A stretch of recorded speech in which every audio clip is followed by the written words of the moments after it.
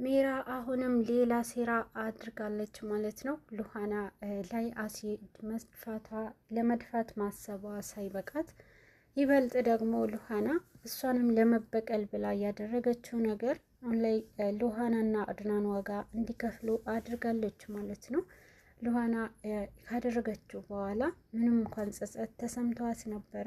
ሜራ ግን ይሄ ነገር አጋጣሚውን ተጠቅማባታለች። ሉሃና በሩ ዘግታ ያንን ጭስ ካጭስ እንድታጣጥን ካደረገች በኋላ ሜራ ግን አድናን መጥቶ ነበረ ከዛ ክፍል ያወጣት። በዚህን ሰዓት ሜራ የራሷ እቅድ በፍጥነት አከናውናለች። ሉሃና ይህ ነገር በጣም ጨንቋትና አድናንን ካዳናት በኋላ ፊት ለፊት ያዩትንም ነገር የእውነት ልጃቸውንም የጠፋ ስለመሰላቸው ነበርና አሁን ላይ የሉሃና ድንጋጤና የአድናን ልጄ እያለ አድናንም በጣም ጭንቀት ውስጥ ገብቶ ነበረ።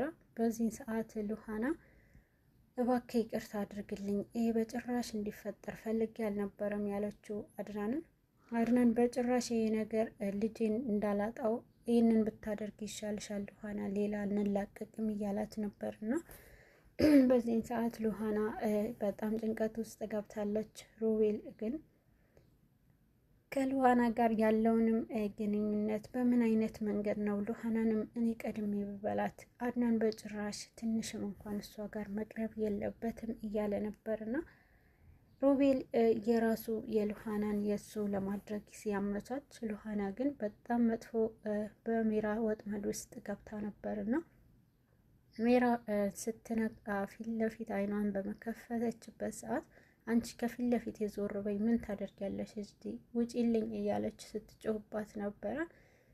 ይበልጥ ደግሞ አድናን አንተ ነህ ለዚህ ሁሉ ነገር ተጠያቂ፣ አንተ ነህ የዚህ ልጅ ይሄ ነገር ልጅ እንዲፈጠር አደረግከው እያለች በጣም ተናዳ ስታወራው ነበረ።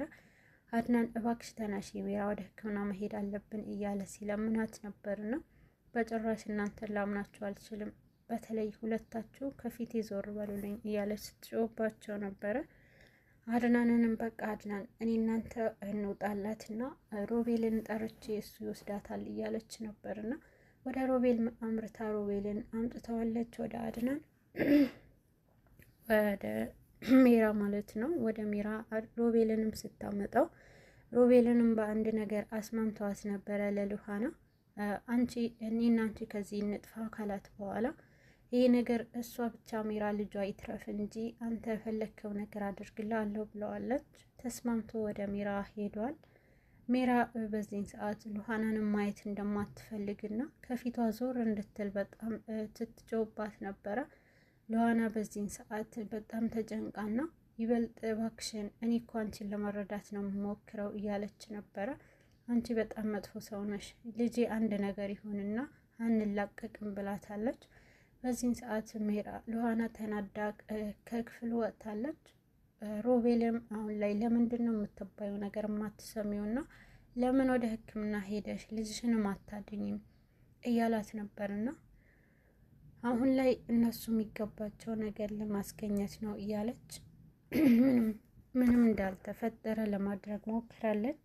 ሮቤል ባየው ነገር በሜራ በጣም ተደንቆ ነበርና ምንድን ነው የማየው ነገር ምንድን ነው እያላት ነበርና በዚህን ሰዓት ግን ሉሃና የተጨነቀችውንም ሮቤል አይቶ ነበረ። አንቺ ምን አይነት መጥፎ ነገር ነው የምታደርጊው? አሁን ሉሃና ይህን ተጨንቃብኛለች፣ ሄጂ እውነቱን ልንገራት እያለ ነበረ። በጭራሽ ምንም ነገር ማድረግ አትችልም፣ አንተ ሄደክ ለሉሃና ምንም ነገር መናገር አትችልም እያለችው ነበረ። ለምንድን ነው የማልናገረው? ብታያት እሷ እኮ አንቺ እውነት የጎዳችሽ መስሏት በጣም ተጨንቃለች። አንቺ ግን እዚህ ጋር ድራማ ትሰራለሽ እያላት ነበርና በዚህን ሰዓት እኔ ያልኩህን ከሰማኸኝ አሁን ላይ አንተም እኔ ረድቼ ያለውና ሄድ፣ አንተም ወደ ሕክምና አብረን እንሄዳለን ትረዳኛለክ ብለዋለች። አለበለዚያ ግን ያንተ ጉዶች አንድ በአንድ ይወጣሉ እያለችው ነበርና በዚህን ሰዓት ሮቤልም ተስማምቶ እሺ አሁን ምንድን ነው የምናደርገው ንገሪኝ እዚህ እያላት ነበረ። በጭራሽ እዚህ ሆነን ካወራን መጥፎ ነገር ይፈጠራልና አንተ ወደ ሕክምና እንደምትወስደኝ ታስመስላለክ፣ እኔም ደግሞ እቅዳችን አንድ በአንድ ነግረሃለሁ በማለት አሁን ተነስ እንውጣ ስትለው ነበረ። እሺ በቃ አሁን ለባብሰሽ እንውጣ እያላት ሁለቱም አብረው ይወጣሉ ማለት ነው። በዚህን ጊዜ አድናንና ሉሃና እባክህ አድናን ይቅር በለኝ፣ እኔ አንተ በጭራሽ ያንተ ልጅ እንደዚህ መጉዳት አልፈለግኩም ነበረ ብለዋለች። አንቺ ግን ይህን ነገር ስታደርጊ ምንም አልመሰለሽም ወይ? ልጄስ ለምን ለልጅ ያላሰብሽም? እያላት አድናንም ሉሃና መውቀሱን ቀጥሏል።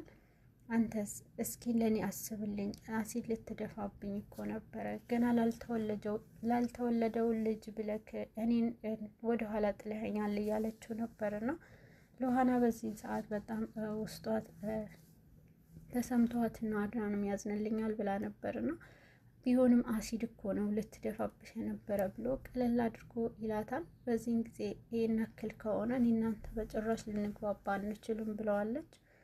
በፊት ለፊት ግን ሜራና አድናን ተጋጥመዋል። አድናንም በሮቤል ደግፏት ወደ ሕክምና ይወስዳታል። በዚህን ጊዜ አድናንም እባካቸዋን አብሬያቸው ልሂድና አብሬሽ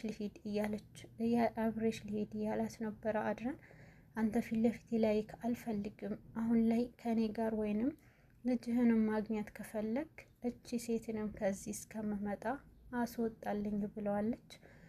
ሜራ ይሄ ነገር እንዴት ማድረግ እችላለሁ? አንቺስ ታውቂ የለ እያላት ነበረ። ብዬሃለሁ ምርጫህን ምረጥና ስመጣ ግን እዚህ ቤት ሉሃና የምትባል ሴት ማየት አልፈልግም ብለዋለች። አድናን በዚህን ሰዓት በጣም ጭንቀት ውስጥ ገብቶና ምንድነው ማደርገው እያለ ሲጨነቅ ነበረ። ሉሃና እቺ ሴት ናት ለእኔና ለአድናን መጣላት ምክንያቷ፣ እኔና እሱን አጣላችን፣ በቃ አድናንና እኔ እኮ ልንለያይ ነው በቃ እያለች ነበረ። ሉሃናም ስትጨነቅ ቆየችው። ሜራ ከሮቤል ጋር ከወጡ በኋላ ራቅ ብለው ለመሄድ አስበው ነበርና ሮቤል በዚህ ሰዓት ወዴት ነው የምንሄደው? አሁን የምንሄድበት የምን ቦታ ንገሪኝ እያላት ነበርና ወዴትም አንሄድም እና አሁን ላይ ትንሽ ቦታ ራቅ እንበልና እንቀመጣለን፣ ዘና እንበል፣ በዛውም በጣም ናፍቀኛል እያለችው ነበረ ሜራ ለሮቤል። ምንድነው የምታወሪው? እዛ እኮ አድናንና ሉሃና ብቻቸው ናቸውና አሁን ላይ እነሱን ብቻቸው ትተን እኛ ወዴት ነው የምንሄደው እያላስ ነበረ። ረሳው እንዴ? እኔ እናንተ እኮ ሕክምና ነው የወጣ ነውና ወደ ሐኪም ቤት እኮ ነው ሄድ ነው። ስለዚህ ሕክምና እስከሚጨርስ ድረስ አብረን ነው የምንሆነው እያለች ነበረ። ሜራ በዚህ ሰዓት በጭራሽ አይሆንም፣ አንቺ ሂጂ በቃ እኔ እዛ ሁለታቸው አንድ ላይ ትጂ መምጣቴ ጥሩ አይደለም እያላት ነበረ። እሺ ጥሩ፣ አንተ ከፈለግ አንተ መሄድ ትችላለክ ነው፣ ግን ደግሞ እኔን ትተህ ወደዛ ቤት ከሄድክ አሁን ላይ ሳራን ስትቀብር የሚያሳየውን ቪዲዮ እጃቸው ውስጥ ይገባል በማለት ሉሃና ሜራን ትታውን ከሄዳለች። በዚህ ሰዓት ሮቤልም ምንም አማራጭ ስላልነበረው ሜራንም ተከትሏት ይሄዳል። ሜራ ግን ወደ አንድ ሻይ መጠጫ ቦታ ነበረ የተጓዘችው። ሮቤል በፍጥነት ደርሶ በጣም ሲሮጥ ነበርና ቆይ ግን አንቺ ምን አይነት ሴት ነሽ? የእውነት እርጉዝ ነሽ እንዴ? እርጉዝ እንደዚህ ትሄዳለች አካሄድሽ እያላት ነበርና ሮቤል ታውቃለህ፣ እኔ ስናደድ ምንም ነገር ማደርገው አላውቅም እያለችው ነበርና በሁለቱ መሀል በጣም ጸብ ተፈጥሯል። አሁን ላይ ሮቤል የሜራ ትክክለኛ ፎርጅት ብላ የያዘችውንም ስም ስልክ ተደውሎ ወደ ሽንት ቤት በሄደችበት የሜራ ትክክለኛ ሰነድ አለመስጠቷ ለሮቤል በጆሮ ሰምተዋል። ሮቤል በጣም ተናዷል። አሁን ላይ ግን ሉሃና የሜራንም እቅድ ደርሳበታለች።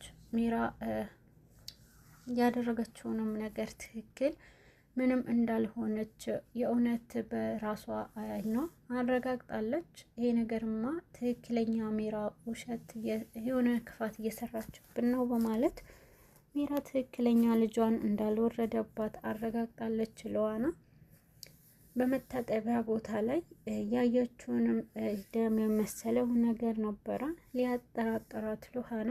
በዚህን ጊዜ ሉሃና ምንድነው እየተፈጠረ ያለው አልገባኝም እያለች ነበረ። በዚህን ሰዓት ግን ምንድነው እያለች ስታየው የሉሃና ትክክለኛ የሜራ ማንነቱ ደርሳበታለች። ሉሃና ደንግጣና ትክክል ሜራ ያደረገችውንም ነገር ደም አስመስላ ቪንቶ ነበርና በዚህን ጊዜ ሜራ ተከታትላቸው የሄዱበት ድረስ ሄዳለች ሉሃና። ግን ደግሞ ሮቤልና ሜራ በጣም ሲጨቃጨቁ ነበረ። በዚህ ሰዓት ሉሃና ትክክለኛ ሁለቱም ወደ ሕክምና ለመሄዳቸውና የሜራም ልጅ አለመውረዱ በአይኗ አይታ አረጋግጣለች።